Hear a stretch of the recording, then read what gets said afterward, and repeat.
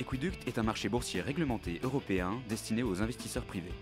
Equiduct permet de tirer parti de la nouvelle concurrence entre les bourses en garantissant aux investisseurs l'exécution de leurs ordres au meilleur prix, toutes plateformes confondues. Bonjour à tous, bienvenue pour le Duplex Bourse du jour et aujourd'hui c'est avec Frédéric Garcia qu'on se connecte en direct de Bourse Direct. Bonjour Frédéric. Bonjour Anne. Alors la Bourse de Paris marque une pause aujourd'hui après avoir rebondi hier. Aujourd'hui on attend notamment la décision du Bundestag qui doit valider ou non le plan d'aide qui a été arrêté lundi. À votre avis, comment va se dérouler cette séance boursière aujourd'hui ? Oui, alors on consolide les gains acquis hier. Néanmoins, on reste en hausse légère de 0,2%. On tourne autour des 3580 points qui pour nous est un seuil important. Voilà, donc aujourd'hui, on devrait avoir la ratification donc, de l'aide FMI-UE des 44 milliards pour la Grèce. Donc il y a le Parlement allemand qui doit voter, mais il ne faut pas aussi omettre le Parlement finlandais et des Pays-Bas. Voilà, donc 3 votes importants. Et lundi, donc, doit démarrer le rachat de la dette grecque par les créanciers privés. Voilà, donc on n'a pas encore le taux exact, mais ils devraient pouvoir acheter à hauteur de 0,35 € pour 1 euro de dette. Donc à suivre de très très près, puisque le FMI a prévenu que si jamais ça ne se passait pas très très bien, ils donnaient jusqu'au 13. Ça pourrait tout remettre en question en ce qui concerne l'aide. Voilà, donc pour l'instant, le marché reste bien orienté. On a des taux à 10 ans qui se détendent en Italie et en Espagne, puisque le taux italien est à 4,52 et le taux espagnol à 5,30. Petit nota bene, donc petite mauvaise nouvelle, c'est la consommation en zone euro qui continue à être défaillante avec des chiffres allemands et français pas très rassurants. D'accord. Alors quel support et résistance majeure doit-on surveiller aujourd'hui pour cette dernière séance du mois de novembre ? Alors pour cette dernière séance, il va falloir surveiller les 3580. Si on arrive à s'installer au-dessus, je dirais que la voie est assez dégagée pour aller bien au-delà des 3600, puisque nous on a un objectif moyen terme sur 3720, 3730. Voilà, donc 580, c'est le seuil à surveiller de très très près. Et tant qu'on reste au-dessus de 530, 519, qui est un gap 3530, 519, qui est un gap haussier qu'on a laissé hier à l'ouverture, pas d'inquiétude à avoir. Voilà, donc pour l'instant, ça reste positif. Mais bon, on va rentrer dans le mois de décembre. Il y aura peut-être un petit rallye, mais il ne faudra pas s'attendre non plus à des miracles. D'accord. Alors du côté des titres maintenant, LVMH était en tête de peloton ce matin, au coude à coude avec Schneider Electric. En fait, le titre a bénéficié d'une hausse de recommandation de la part de Goldman Sachs. Comment cela peut-il évoluer aujourd'hui pour le titre ? Alors le titre est en effet en très belle hausse puisqu'on gagne pas loin de 3%, donc on reste sur pas loin des plus hauts historiques. Alors ce qui est intéressant quand on regarde d'un peu plus près le groupe LVMH, c'est qu'ils réalisent une production verticale très importante, c'est-à-dire qu'ils font appel très très peu à la sous-traitance. Donc ça permet d'améliorer régulièrement les marges. Voilà, donc c'est une stratégie vraiment très très très intéressante et très judicieuse. Il faut savoir qu'ils se sont très très bien implantés en Chine, puisque la Chine réalise pour 15% dans le chiffre d'affaires d'LVMH, et ça va devenir le premier marché mondial du luxe en 2015. En 2015, comme on dit, c'est demain.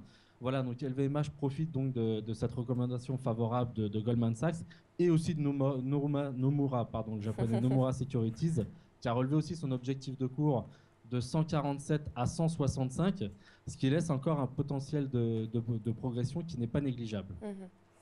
Alors si on sort du CAC 40 maintenant, c'est le titre Valeo qui progressait bien ce matin. En fait, le groupe a annoncé donc la cession d'une de ses activités à un groupe japonais pour, je crois, 223 millions d'euros. Est-ce que vous pouvez nous en dire un petit peu plus sur ce titre ? Oui, alors Valeo, donc comme tout le monde sait, c'est un équipementier automobile. Donc ils ont cédé l'activité en fait qui concernait les systèmes de sécurité, fermeture anti-vol, portes centralisées, tout ça. Voilà, donc c'était une activité quand même qui regroupait 4500 salariés. C'est pas neutre. Voilà, donc leur intention, c'est la stratégie, c'est continuer donc à s'implanter dans les zones et pays émergents, c'est-à-dire la zone asiatique qui réalise qui pèse pour pas loin de 30% du chiffre d'affaires, les États-Unis pour 18% et l'Allemagne pour 29%. Donc, ce qu'il faut voir, c'est que cet équipementier travaille dans les zones où les constructeurs automobiles sont en bonne santé. Voilà, donc peut-être allusion peut-être aux constructeurs français. Donc, le portefeuille de clients est très très bien équilibré. C'est pour ça que Valeo dispose encore d'un potentiel intéressant. Et c'est une fois de plus une session qui est judicieuse. Ça permet de se recentrer dans leur activité et dans leur activité principale. Alors on termine comme d'habitude outre-Atlantique, où on attend 2 statistiques importantes cet après-midi, donc les dépenses et les revenus des ménages pour le mois d'octobre et l'indice PMI de Chicago. À votre avis, à quoi on peut s'attendre à l'ouverture de Wall Street? Alors, voilà, pour l'instant, les futurs américains plaident pour une consolidation, donc un peu comme nous, on devrait ouvrir proche de l'équilibre.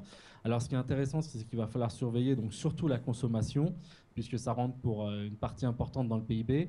La consommation qui est entendue à plus 0,1 contre plus 0,8, mais néanmoins en progression. Et aussi donc le second chiffre que vous avez évoqué, qui est celui donc de l'indice PMI de Chicago. Chicago qui est une région concentrée sur les constructeurs automobiles, donc c'est intéressant, hein, puisqu'il faut, on le sait que General Motors, tout ça est passé proche de la faillite il n'y a pas très longtemps, l'État était venu en aide. Donc voilà, c'est des titres qui ont tendance à se redresser, donc à surveiller de très très près le secteur automobile. Et la poursuite des négociations donc, concernant le fiscal cliff, on va rentrer dans le vif du sujet, on va rentrer dans le cœur, là, c'est-à-dire maintenant il va falloir, dans le cœur des discussions, il va falloir des propositions. Alors d'un côté, les républicains vont devoir consentir des hausses sur les impôts concernant les ménages les plus aisés. Et à contrario, bien évidemment, c'est du donnant-donnant. Il va falloir que les démocrates s'engagent sur des baisses de dépenses. Pour l'instant, il semblerait que ça achoppe de ce côté-là. Alors les républicains seraient plus disposés que les démocrates. Ça peut paraître étonnant, mais bon, actuellement, c'est ce qu'il en ressort de ce qui bruite ou ce qui peut filtrer. Voilà, donc pour l'instant, le marché américain conserve une certaine confiance sur un accord assez rapide. On parle avant Noël, pour Barack Obama évoqué hier avant Noël. Voilà, donc pour l'instant, le marché américain conserve une certaine confiance. Il faudrait qu'on arrive à un accord, parce que sur les marchés, aussi bien aux États-Unis comme nous sur Paris, un accord est, comme on dit, pricé et dans les cours. Un non-accord, on en est loin, et là, ça risquerait d'être assez sévère en termes de correction. Donc on aura l'occasion d'en reparler dans les semaines à venir. Eh bien, merci Frédéric pour toutes ces informations. On se retrouve lundi pour un nouveau Duplex Bourse. Au revoir. C'est l'heure de Dr Win et Mr Lose.